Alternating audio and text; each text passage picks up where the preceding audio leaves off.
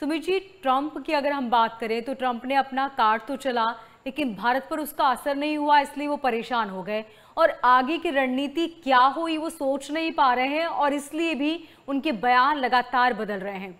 अब उन्होंने हाल ही में एक टीवी इंटरव्यू में कहा कि जितना आसान रूस यूक्रेन का युद्ध नजर आता था वो उतना आसान नहीं है, लेकिन इसके साथ ही उन्होंने एक बार फिर ये भी जिक्र कर दिया कि भारत और पाकिस्तान का युद्ध तो मैंने ही रुकवाया है। देखिए, ट्रंप अभी एक परिस्थिति में है जहां आदमी बिल्कुल हताश और निराश हो चुका है। ट्रंप एक हाँ। परिस्थिति में है कि झूठ, मैं शीशे में अपने आप से झूठ बोल रहा हूं। मैं कह रहा हूं भाई मैं एलॉन मस्क बन गया। मैं, अगर आप झूठ बोलना चाहे, मैं झूठ बोलना चाहूं, अपने आप को शीशे में देख के बोल सकते हैं। कोई हम्म। फीस नहीं लगती, कोई परमिशन लाइसेंस नहीं चाहिए। ट्रंप की परिस्थिति में, ट्रंप की मैं आपको मनोदशा बताता हूं। ट्रंप मोदी से परेशान है। ट्रंप मोदी जी की चालों और मोदी जी के रण कौशल से, राजनीतिक कौशल से हताश हो चुका है।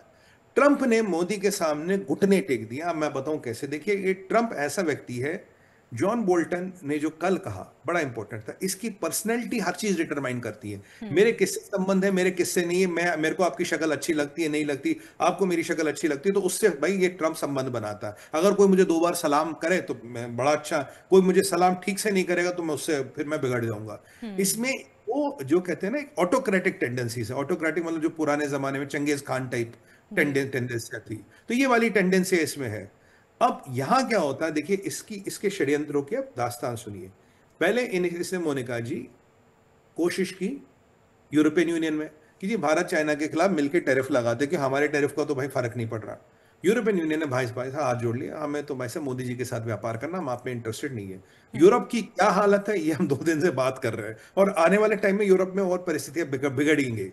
फिर ये गया था G7 के पास, भाई साहब तुम आ जाओ। G7 ने भी हाथ जोड़ लिया, था मालिक हमें इंटरेस्ट नहीं है, उन्होंने भी गच्चा दे दिया। फिर ये फिर आने लगा जी भारत के साथ ट्रेड डील होगी, गोरस्की हमने कल डिस्कस किया।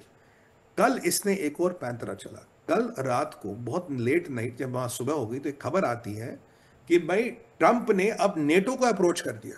नेटो हम्म। देश कहते हैं कि भाई तुम और नेटो का देश और हम मिलके जरा भारत और चाइना को ठोकते, इन पे 100% टैरिफ लगाते हैं। हम्म। और अब इसने थोड़ा जो बंदूकें ताननी चाइना पे शुरू कर दी। कारण क्यों? क्योंकि लोग कह रहे थे चाइना तुम्हारा मामा लगता है क्या, चाइना से क्या लेना देना, क्या सेटिंग है भैया, सेटिंग है क्या कोई? तो इसलिए थोड़ा चाइना का नाम लेना शुरू कर दिया। और देखिए, मेरा प्रोडिक्शन था ये चाइना को ट्रंप इसलिए करेगा ताकि जो साउथ कोरिया में मीटिंग हो रही है इसके पास इसका लेवरेज हो। बिल्कुल वही हुआ, इसने चाइना पे बंदूकें ताननी शुरू कर दी।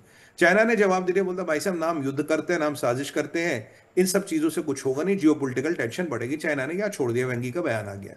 अब देखिए मोदी जी से क्यों परेशान है। अभी यूरोपियन यूनियन में पिटा, G7 में पिटा, पहुंचा नेटो। नेटो में कहता भाई आप और हम मिलके तेल नहीं खरीदेंगे रशिया का तेल नहीं जी। खरीदेंगे, और फिर सैंक्शन लगाएंगे भारत और चाइना पे, 100% लगाएंगे।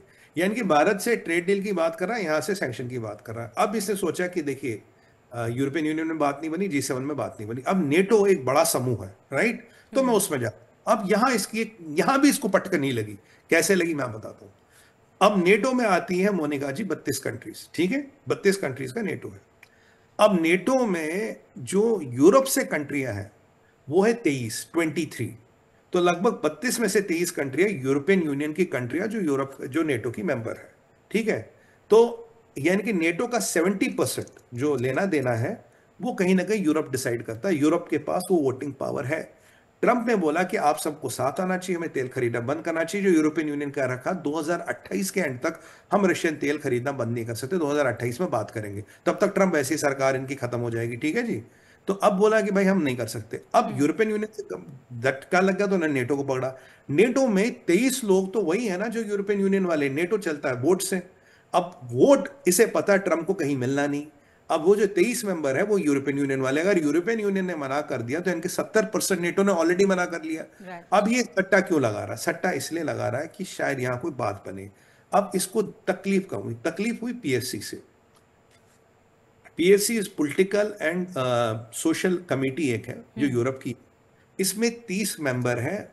जब ये सट्टे लगा रहा था G7 वाले, यूरोपियन यूनियन वाले, कल नेटो वाले, ये लोग आपके भारत में दिल्ली में बैठे हैं। हम्म। ये लोग दिल्ली आए हुए हैं अपनी ट्रेड डील फाइनलाइज करने। ये लोग जयशंकर साहब से मिल रहे, पीयूष गोयल साहब से मिल रहे, हो सकता है मोदी जी से भी मिले। ये लोग निटिग्रिटीज मतलब ना लेखा जोखा अपनी ट्रेड डील का साइन कर रहे हैं, भाई हमें हमें भारत के साथ इस साल के एंड तक नवंबर दिसंबर तक ट्रेड डील करनी है। अब मैं तो ये कहूंगा दिवाली तक होगी, चांसेस कम है, पर इस साल के एंड तक हो जाएगी। वो यहां बैठे हैं। अब सोचिए मोदी जी की रणनीति देखिए, जिन लोगों को ट्रंप ने अप्रोच करने की कोशिश की भारत के खिलाफ, जिनसे मैं कह रहा हूं आप मेरे साथ मिलो, भारत को टोकते हैं, वो लोग दिल्ली में बैठ के भारत के साथ, मोदी की दिल्ली में बैठ के एक ट्रेड डील का लेखा जोखा बना रहे हैं। साहब हम आपस में व्यापार कैसे करेंगे? तो यहां ट्रंप को ऐसी पटकनी लगी, ऐसी पटकनी लगी कि पूछिए मत। और दूसरा मसला, क्योंकि भाई वो लोग तो यहां बैठे ना, देखिए हमने सही टाइम पे डेलीगेशन को बुलाया, और इनमें से ऐसे लोग हैं जो पहली बार इंडिया आए, इन्हें भारत नहीं पता था क्या, पहली बार इंडिया आए, पूरा यूरोप यहां है, और पूरे नेटो की 23 कंट्रियां जिन पे इसने सट्टा लगा, उनके भाई बंदे यहां बैठे, हमारी दिल्ली में बैठ के जी बात कर रहे हैं। अब यहां, अब मेरा बंदा दिल्ली में बैठ के बात करा भारत से, ट्रंप का फोन आता, भाई साहब ऐसा सुमित जी ना भारत पे सैंक्शन लगाने हैं। मेरा भाई, छोटा भाई, मेरा दोस्त दिल्ली में बैठ के मोदी जी से ट्रेड डील करा, मेरे को ट्रंप का फोन आएगा, मैं सुनूंगा क्या? दूसरी बात सुनिए, इसमें इंपॉर्टेंट है, एक तो यहां पे इसकी चेकमेट हो गई, फिर इसका यूरोप ने, देखिए नेटो में आप जानते हैं कि वो हमारा चार्टर 4 एक्टिवेट हो गया, उन्होंने डिप्लॉयमेंट कर ली, operation eastern flank, eastern sentry शुरू हो गया, ये सब हो गया। अब नेटो कह रहा, ट्रंप से कह रहा, भाई साहब आप क्या दे रहे हो, आप बताओ ना, आप हमें क्या दे रहे हो? क्योंकि जो पुतिन ने अपनी ताकत दिखाई है, जबरदस्त दिखाई है, जबरदस्त ताकत। कह रहा आप क्या हमें दे रहे हो? ना अमेरिका कमिटमेंट दे रहा है कि हम अपने सिपाही भेजेंगे, अपने जहाज देंगे, अपने शिप देंगे, और ना ही अमेरिका सिपाहियों की बात कर रहा, ना ही अमेरिका पैसे की बात कर रहा।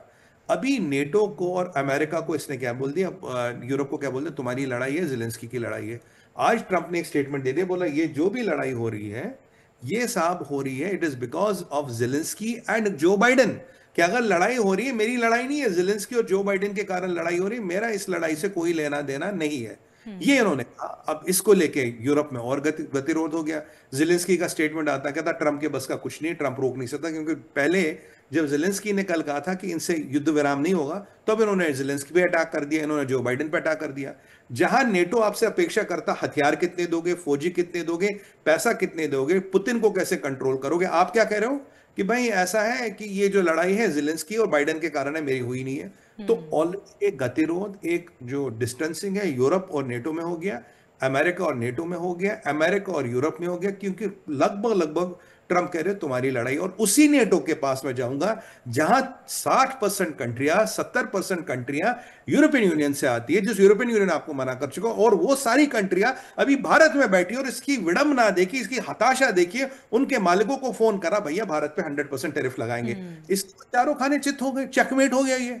ये जो भारत की राजनीति है ना, जो भारत की रणनीति है भाई, इससे मोनिका जी ये अमेरिकन बौखला गए हैं। ये जो रोज ऊपर नीचे टैरिफ, ये वो, मतलब ये जो हवाई फायर करते हैं, मतलब हम वो वाली होता है, वो तो एक हवाई फायर वाला स्टैंडर्ड होता है, एक है कि हम बिल्कुल सही समय पे सही निशाना लगाते हैं और इसके हर चाल को विफल करते हैं। अब नेटो से खत्म हो गया, अब इसके बाद बचती अफ्रीकन यूनियन या ग्लोबल साउथ, वहां इसकी दाल गलने वाली नहीं है, ना उनमें इतनी ताकत है कि वो भारत से पंगा ले ले। यानी कि यूरोपियन यूनियन में फेल, यानी कि G7 में फेल, और अब नेटो में फेल। ये मैं आपको समझाना चाहता हूं। जब ये मौका दिखा, तो जब रॉबिन्सन का वहां सिस्टर टिमी रॉबिन्सन का वो जलसा वलसा हुआ, तो इलॉन मस्क उसमें कूद गए, कि उन्हें पता भी भाई गैप है, गैप है। और जॉन बोल्टन ने इसको बोल ही दिया कि भाई केयर स्टार्मर को इस पर भरोसा मत करना, ये आ रहा था पास। और कल परसों ट्रंप साहब वहां बैठेंगे, देखेंगे यूके में क्या पढ़ा के बचते, बड़ा इंटरेस्टिंग होगा।